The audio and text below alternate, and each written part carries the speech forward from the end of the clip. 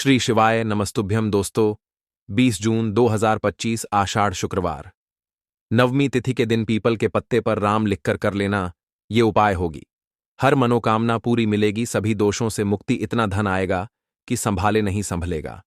भगवान भोलेनाथ के आशीर्वाद से पूरे साल धन बरसता रहेगा। दोस्तों, जैसा कि आप सभी लोग जानते हैं कि 20 जून को आषाढ़ शुक्रवार नवमी तिथि पड़ रहा है, इसीलिए यह दिन बहुत ही खास है।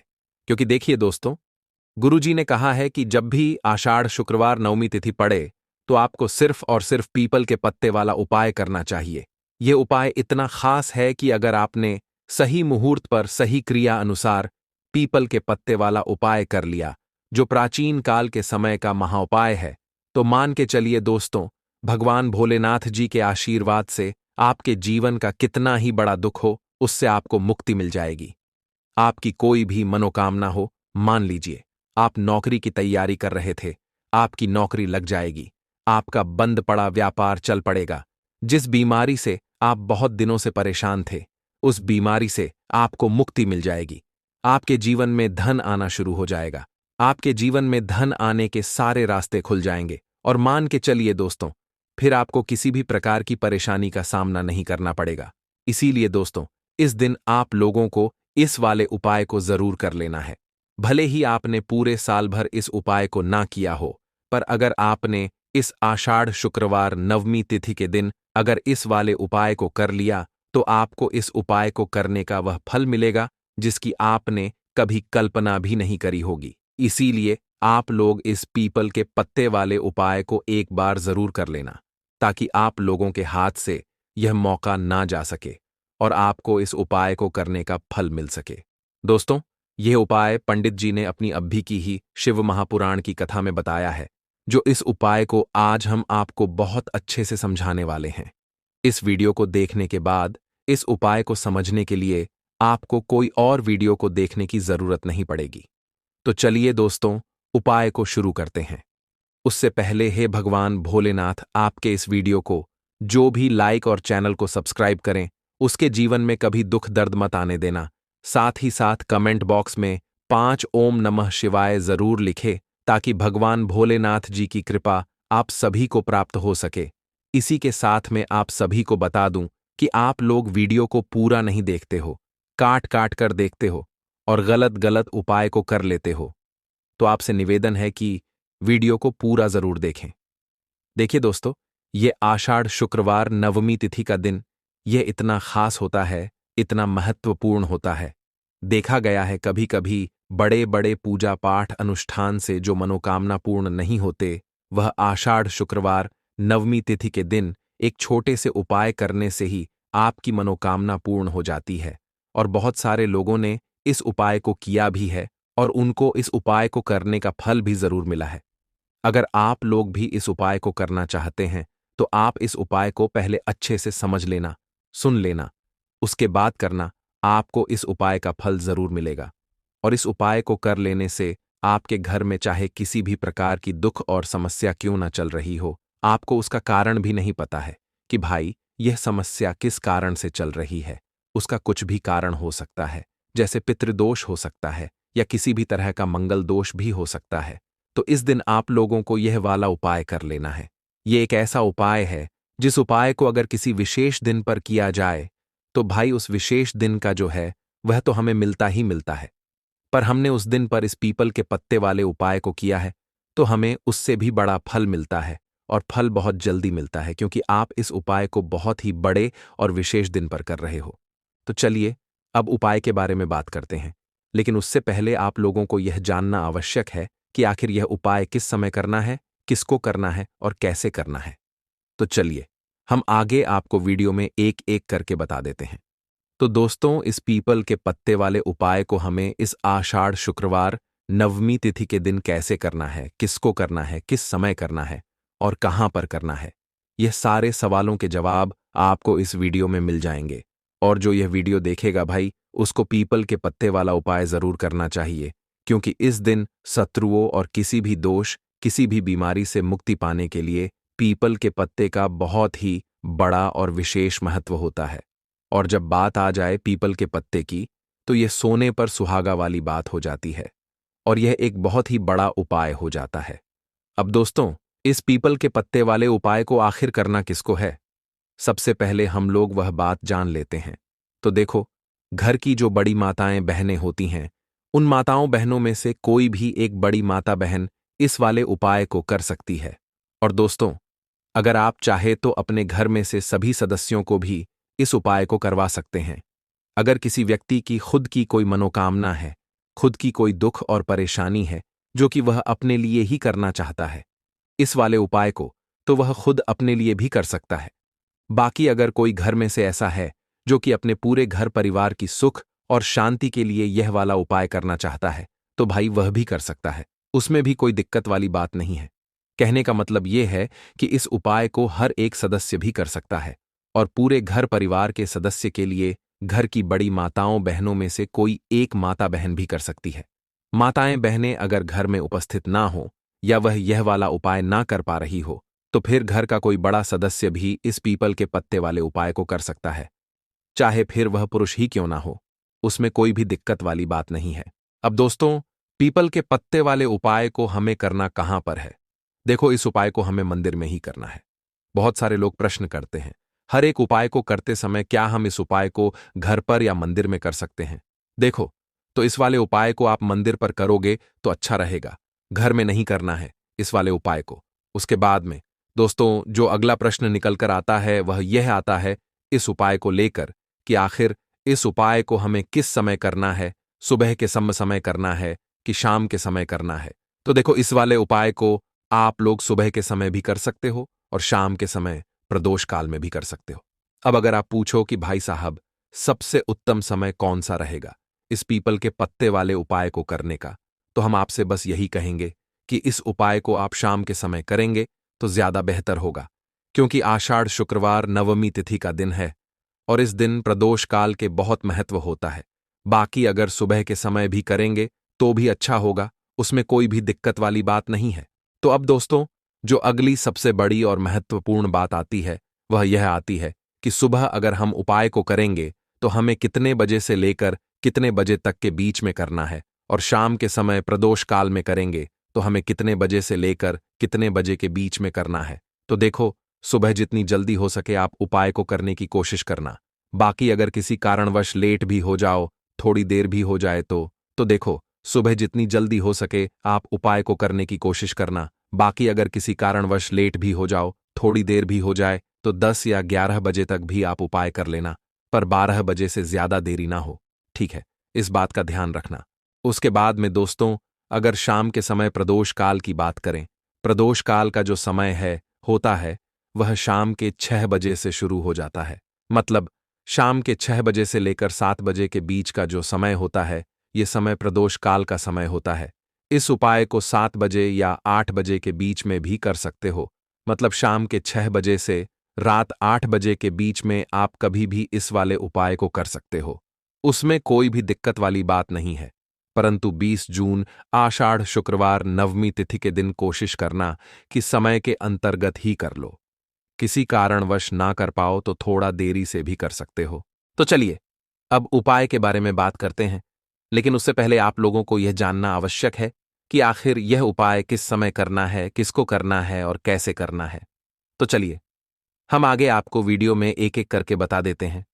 तो आपको लेना है पीपल का एक पत्ता और शुद्ध जल से उसे साफ कर लेंगे पहले, जिससे कि धूल मिट्टी अगर पीपल के पत्ते पर हो तो वह हट जाए। फिर गंगा जल का थोड़ा सा छिड़काव, यानी थोड़ी सी छींटे आपको इस पीपल के पत्ते पर मारनी है, और इस पीपल के पत्ते को फिर कपड़े से पोंछकर आपको साफ कर लेना है, बिल्कुल सुखा लेना है। अब आपको लेना है थोड़ा सा सिंदूर, जो केसरिया वाला सिंदूर आता है, जो हम संकट मोचन हनुमान जी को चढ़ाते हैं, वह केसरिया सिंदूर आपको लेना है। थोड़ा सा जल डाल के इसे गीला कर लेंगे और इसी सिंदूर से इस पीपल के पत्ते पर आपको भगवान राम का नाम लिखना है। अब किससे लिखेंगे? माचिस की तीली ले सकते हैं, उससे लिख सकते हैं। किसी भी तरह से आपको भगवान राम का नाम इस पीपल के पत्ते पर लिखना है। लिख लिया, एक आपको चमेली के तेल का या सरसों के तेल का दीपक तैयार करना है, और एक कोई भी आपको लेनी है मिठाई में। यहां पर आप बूंदी का प्रसाद ले सकते हैं, बेसन का लड्डू ले सकते हैं, और अगर आप इमृति ले लेते हैं तो यह और भी उत्तम है। देखिए, इमृति का जो भोग होता है यह संकट मोचन हनुमान जी को बहुत ज्यादा प्रिय है। अब ये सारी चीजें लेकर आपको जाना है संकट मोचन हनुमान जी के मंदिर में। तो देखिए, सबसे पहले आपको संकट मोचन हनुमान जी के सामने ये दीप प्रज्वलित करना है जो आप लेकर के गए हैं। चाहे आपने चमेली के तेल का दीपक तैयार करा है या सरसों के तेल का, सबसे पहले दीपक आप जला देंगे और दीप जलाने के बाद आपको जो पीपल का पत्ता आप लेकर के गए थे वह पत्ता आपको संकट मोचन हनुमान जी को अर्पित करना है, वहां चढ़ाना है। और जो भी भोग में आप लेकर के गए हैं, चाहे आपने बेसन के लड्डू लिए, बूंदी का प्रसाद लिया या फिर इमरती जो भी कुछ आपने लिया है उसका भोग लगाना है। और संकट मोचन हनुमान जी से आपको प्रार्थना करनी है कि हे जगत का कल्याण करने वाले संकट मोचन हनुमान जी, संकटों को हरने वाले, मेरे जीवन से शत्रु और दुश्मनों को भी दूर कर दीजिए। शत्रु का किया कराया तंत्र मंत्र सब कुछ हट जाए, ऐसी कृपा मुझ पर कीजिए। इस तरह से आपको प्रार्थना करनी है और 108 बार जय श्री राम, जय सीताराम, जय श्री राम, जय सीताराम, जय श्री राम, जय सीताराम, इस तरह से आपको जयकारा लगाना है। क्योंकि भगवान राम का नाम संकट मोचन हनुमान जी को सबसे ज्यादा प्रिय है, तो जयकारा लगा देंगे। और देखिए, अगर एक बार हनुमान चालीसा पढ़ पाए तो आप एक बार हनुमान चालीसा ऐसा जरूर पढ़ें, ठीक है ना? ज्यादा बार नहीं तो एक बार जरूर पढ़ें। जयकारा तो आपको बिल्कुल से लगाना है। और इस छोटे से उपाय को किसी भी दिन कर लीजिए, सुबह कर लीजिए, शाम को कर लीजिए, और किसी भी दिन, जैसे शुक्रवार की तिथि जो होती है ना, ये बहुत बड़ी होती है, आप उस दिन भी इस उपाय को कर सकते हैं। जरूर से करें। शत्रुओं और दुश्मन, आपके जो विरोधी हैं, ये पूरी तरह चारों खाने चित हो जाएंगे और आपका बाल भी वहां का नहीं कर पाएंगे। तो देखिए, इस उपाय को आप 9 दिन भी कर सकते हैं, 2-3 बार भी कर सकते हैं। अगर आप ज्यादा बार नहीं कर पा रहे हैं तो एक बार आपको इस उपाय को जरूर से करना चाहिए। तो देखिए, इस उपाय को करने से जो आपके सामने से शत्रु हैं वह भी परास्त हो जाएंगे। जो पीठ पीछे वार करते हैं, पीठ पीछे तंत्र मंत्र करवाते हैं, वह शत्रु भी चारों खाने चित्त हो जाएंगे। बस छोटा सा उपाय है, जरूर करें। तो आपको सबसे पहले एक पीपल का पेड़ देखना है जो शांत जगह पर हो, मंदिर के पास हो या किसी पुराने स्थान पर हो, जहां ज्यादा भीड़ भाड़ ना हो और आप एकाग्रता से उपाय कर सकें। ध्यान रहे, ये उपाय शुक्रवार की रात को किया जाता है या शनिवार की प्रदोष वेला में भी किया जा सकता है, लेकिन अगर आप शुक्रवार को करते हैं तो ज्यादा शुभ माना गया है। शुक्रवार के दिन में ही तय कर लें कि आज रात आपको यह दीपक वाला उपाय करना है। अब आपको चाहिए एक मिट्टी का दीपक, थोड़ा सा सरसों का तेल, एक रुई की बाती, थोड़ा सा काला तिल, थोड़ी राई और थोड़ा सा सिंदूर। दीपक को घर में दिन में ही धोकर रख लीजिए। बाती को भी तैयार करके उसमें थोड़ा सा तेल लगाकर रख दीजिए ताकि वह पूरी तरह से दीपक में सही तरह जले। अब सूर्यास्त के बाद, यानी जब शाम हो जाए और चारों तरफ थोड़ा थोड़ा अंधेरा छा जाए, उस समय आप स्नान करके साफ कपड़े पहनिए और वो सारा सामान लेकर निकल जाइए उस पीपल के पेड़ के पास। जहां पीपल का पेड़ हो वहां जूते चप्पल दूर छोड़िए और नंगे पांव जाकर पीपल के पास खड़े हो जाइए। अब दीपक को दोनों हाथों से पकड़िए और आंखें बंद करके भगवान विष्णु, भगवान शिव और माता लक्ष्मी का स्मरण करिए और मन ही मन कहिए कि हे प्रभु, हे माता, जैसे ये दीपक अंधेरे में रोशनी फैलाता है, वैसे ही मेरे जीवन के अंधेरे को आप दूर कर दीजिए। मेरे दुख, मेरी दरिद्रता, मेरे कष्ट, मेरे शत्रु, मेरे रोग, मेरा संकट सब दूर कर दीजिए। अब दीपक को नीचे रखिए, उसमें सरसों का तेल भरिए, उसमें रुई की बाती लगाइए और उसमें थोड़ा सा काला तिल, थोड़ी राई और एक चुटकी सिंदूर डाल दीजिए। अब दीपक को जलाइए और उसे पीपल के पेड़ के नीचे उत्तर दिशा की ओर रखिए। फिर उस दीपक के सामने खड़े होकर दोनों हाथ जोड़कर 3 बार प्रणाम करिए और उसके बाद आपको करना है पीपल की 7 परिक्रमा। पहली परिक्रमा करते हुए मन में कहिए, हे प्रभु, मेरे घर से दरिद्रता दूर कर दीजिए। दूसरी परिक्रमा में कहिए, मेरे परिवार में सुख और शांति बनी रहे। तीसरी परिक्रमा में कहिए, मेरे शत्रु शांत हो जाएं। चौथी परिक्रमा में कहिए, मेरे रोग दूर हो जाएं। 5वीं परिक्रमा में कहिए, मेरे जीवन में तरक्की आए। 6ठी परिक्रमा में कहिए, मेरी संतान का भविष्य उज्ज्वल हो। 7वीं परिक्रमा में कहिए, मेरे जीवन में कभी कोई कमी ना आए। परिक्रमा पूरी करने के बाद आप वहीं पीपल के नीचे बैठ जाइए, आंखें बंद करके 11 बार एयूएम नमो भगवते वासुदेवाय का जाप करिए, फिर 11 बार एयूएम नमः शिवाय और अंत में 11 बार एयूएम श्रीं ह्रीं क्लीं महालक्ष्म्याय नमः का जाप करिए। इसके बाद दीपक के सामने बैठकर आप अपने मन की बात भगवान को कहिए। जो भी दुख है, जो भी तकलीफ है, जो भी मनोकामना है, साफ साफ शब्दों में बोलिए। कोई संस्कृत नहीं चाहिए, कोई विशेष विद्वता नहीं चाहिए, बस आपका मन साफ होना चाहिए।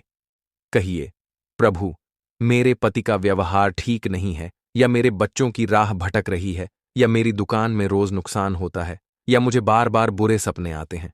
जो भी बात हो, साफ साफ कहिए, क्योंकि पीपल के नीचे का दीपक सब सुनता है। वो हर वाक्य आपके भाग्य में बदल देता है। अब दीपक को वहीं जलता हुआ छोड़कर बिना पीछे मुड़े चुपचाप घर लौट आइए। अगले दिन से आपको अपने जीवन में फर्क नजर आने लगेगा। अगर आपकी समस्या बहुत गहरी है, बहुत पुरानी है, तो इस उपाय को लगातार 3 शुक्रवार करें या फिर 7 शुक्रवार करें। और अगर कोई बहुत भारी टोटका, तंत्र मंत्र, वशीकरण या कालसर्प दोष जैसा प्रभाव लग रहा हो, तो इस उपाय को लगातार 11 शुक्रवार करें। आपको चमत्कारिक रूप से लाभ मिलेगा।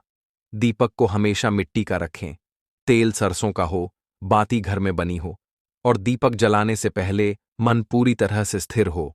कोई जल्दबाजी न हो, कोई शोर शराबा न हो, बस शांति और श्रद्धा हो। अगर शुक्रवार के दिन आकाश में चंद्रमा दिख जाए और उस दिन आप यह उपाय कर पाएं, तो समझ लीजिए आपकी किस्मत उस दिन एक नई दिशा में मुड़ सकती है। यह उपाय स्त्री पुरुष कोई भी कर सकता है, विवाहित अविवाहित, वृद्ध या युवा, बस मन में भक्ति होनी चाहिए। जो महिलाएं यह उपाय करती हैं, उनके घर में मां लक्ष्मी का वास स्थायी हो जाता है, और जो पुरुष इसे करते हैं, उनके करियर में ऐसी रफ्तार आ जाती है जो उन्होंने कभी सोची भी नहीं थी। अगर आपके घर में किसी को बहुत लंबे समय से काम नहीं मिल रहा, कोई पढ़ाई में पिछड़ रहा है, कोई अवसाद में है, कोई बार बार बीमार पड़ता है, तो यह दीपक का उपाय उनके लिए संजीवनी है। आप चाहें तो एक ही दीपक जलाकर पूरे परिवार की मनोकामना मांग सकते हैं, या हर सदस्य अलग अलग दीपक भी जला सकता है। लेकिन दीपक का सम्मान जरूरी है। वो मिट्टी का है, लेकिन उसमें पूरा ब्रह्मांड समाया है। अगर आपके पास पीपल का पेड़ आसपास नहीं है, तो आप किसी पुराने शिव मंदिर में लगे पीपल के पेड़ के नीचे भी यह उपाय कर सकते हैं, या फिर किसी तीर्थ स्थान जाकर करें। हाँ, एक बात का हमेशा ध्यान रखें कि दीपक शुक्रवार के दिन पीपल के नीचे जलाने के लिए आपको पत्ता तोड़ने की जरूरत नहीं है, और पीपल के पेड़ की कोई टहनी या पत्ती तोड़ना निषेध होता है। बस जो पेड़ है उसे प्रणाम करें और दीपक जलाएं। जब आप इस दीपक को जलाते हो, तो आपके अंदर जो डर, चिंता, तनाव, शत्रु, गरीबी, बीमारी का डर, सब उसी दीपक की लौ में जलने लगता है, और जो रह जाता है वो होता है शुद्ध उजाला, आपके जीवन का प्रकाश, जो आपको नई राह दिखाता है। ये उपाय करने के बाद आप घर लौटकर हनुमान चालीसा पढ़ सकते हैं, या दुर्गा सप्तशती का पाठ कर सकते हैं, या बस शांत मन से जय श्री राम का स्मरण करिए। क्योंकि जब दीपक जलता है तो सारा ब्रह्मांड आपकी सहायता में लग जाता है। इसलिए यह उपाय जरूर करें, एक बार नहीं तो 3 बार, 7 बार या 11 बार, लेकिन जीवन में एक बार इस दीपक के चमत्कार को देखना जरूर चाहिए।